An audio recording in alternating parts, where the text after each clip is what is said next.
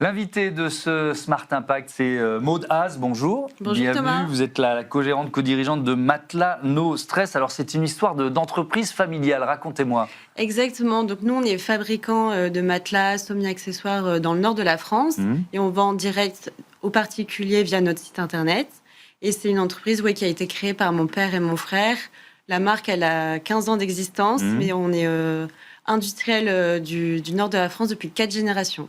4 générations d'industriels, dans quel domaine?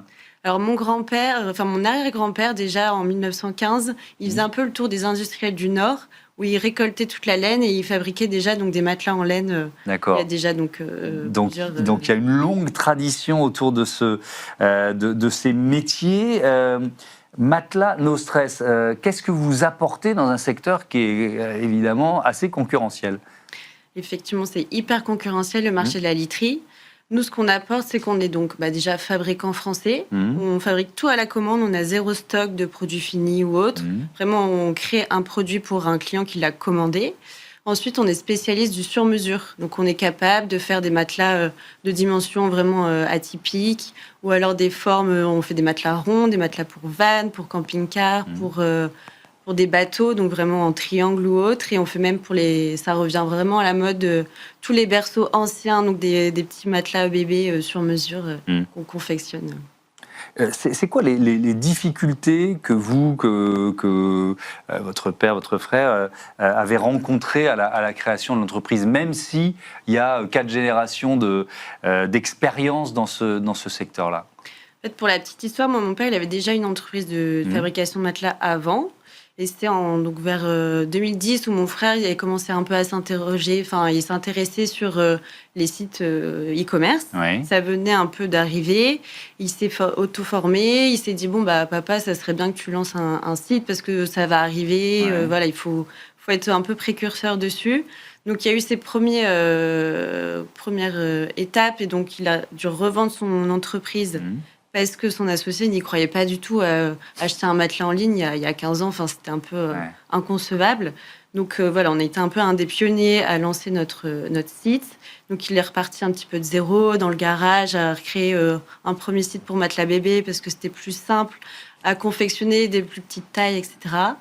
Et sinon, on a été un des pionniers à lancer un site. Mais après, quelques années après, il y a eu tous les géants du matelas en ligne qui sont arrivés avec le concept du matelas unique, compressé, roulé. Donc, il y a eu aussi se battre aussi face à des acteurs qui ont beaucoup de budget marketing ou autres, qui ne sont pas fabricants, qui se disent marque française, mais voilà, qui ne fabriquent pas du tout en France. C'est quoi un bon matelas? Alors, un bon matelas, déjà, un matelas unique, ça n'existe pas, parce que chacun est différent, a besoin de... Il y a des personnes qui ont besoin d'un soutien très ferme selon leur morphologie. D'autres, au contraire, ils ont un petit gabarit, donc il faut quelque chose d'un peu plus souple. Donc il faut vraiment essayer de comprendre les besoins de chacun. Nous, on a une large gamme de produits. Vraiment, on propose différentes matières. Nous, notre matière phare, c'est le latex naturel qui s'adapte quand même à beaucoup de dormeurs. Alors justement, tiens, on va parler des matériaux et du bilan environnemental d'une entreprise comme la vôtre. Déjà, donc, de quoi vous avez besoin pour fabriquer un matelas? Et puis ensuite, on va se poser la question du sourcing. Quel choix vous avez fait? Alors, de quoi on a besoin? Un matelas, c'est simple. Nous, on dit souvent que c'est une recette de cuisine. Donc, on choisit l'âme, donc l'intérieur du matelas, par exemple du latex naturel. Et ensuite, la housse. Donc, par exemple, on a des garnissages en coton et un tissu après en coton aussi. On a aussi des faces hiver en laine et coton.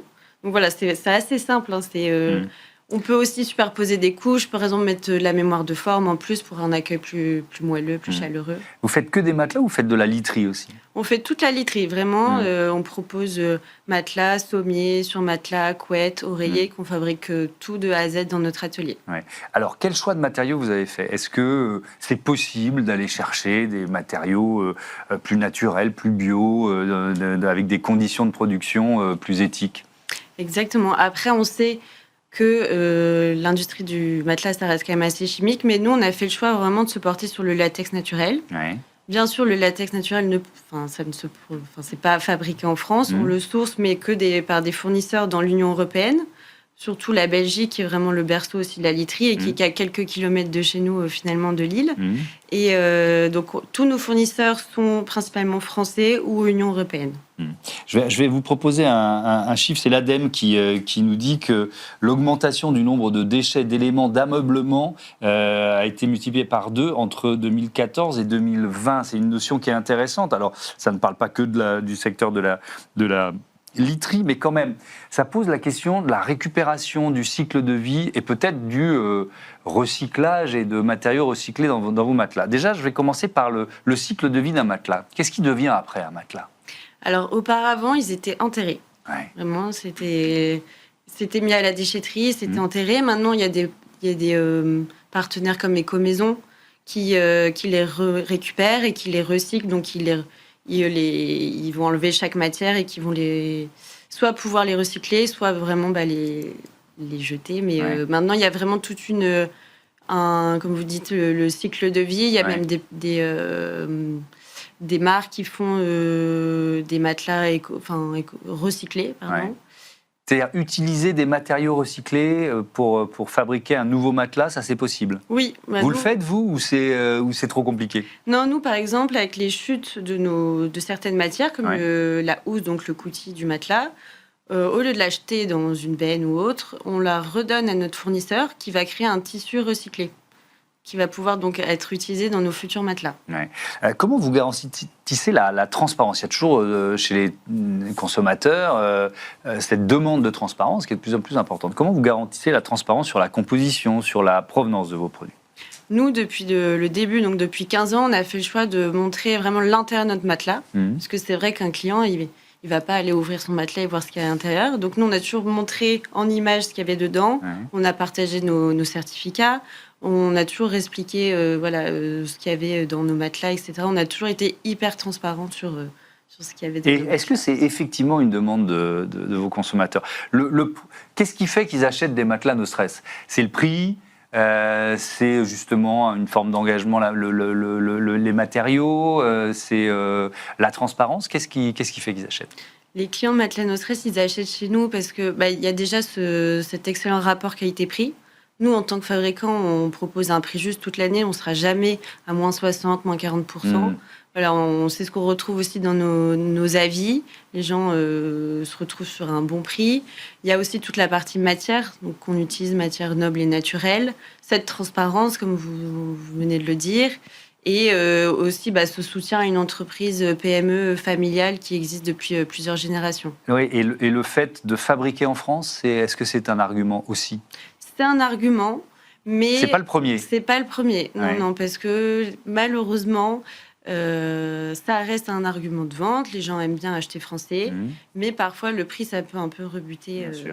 Bien sûr. Alors justement, vous nous l'avez dit, vous êtes basé dans le Nord, 4 générations d'industriels dans le Nord. Et je veux bien qu'on prenne un peu de temps pour décrire l'écosystème local. Est-ce que... alors peut-être que vous imaginez pas aller ailleurs quand ça fait 4 générations qu'on vit là et qu'on travaille là, mais qu'est-ce qui vous apporte l'écosystème local ? Alors l'écosystème local, déjà on a la chance d'avoir nos fournisseurs qui sont quand même dans un périmètre assez restreint, parce que tous les fournisseurs de matières premières sont quand même dans le coin.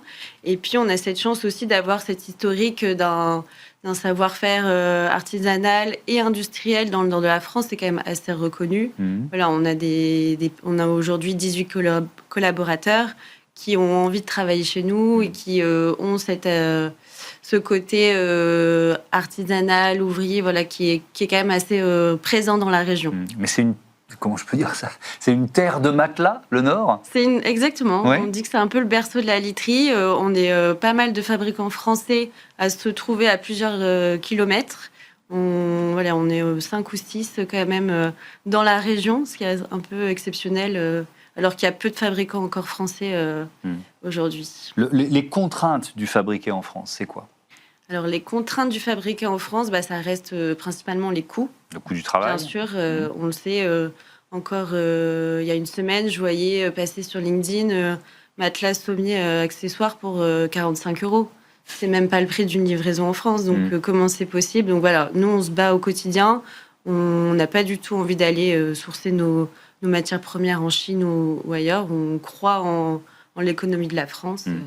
Bah justement, on a eu l'ultra fast fashion, on va en parler dans un instant dans notre émission. Il y a un peu l'ultra fast déco qui est en train de déferler avec certaines enseignes qui souffrent. Vous la sentez, cette concurrence, notamment venue de Chine?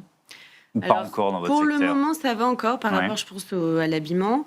Mais on commence à voir de plus en plus d'acteurs et aussi de voir des fournisseurs chinois venir nous proposer certains produits qui n'existaient pas forcément avant et vraiment à des prix dérisoires, mais la qualité, elle sera jamais là.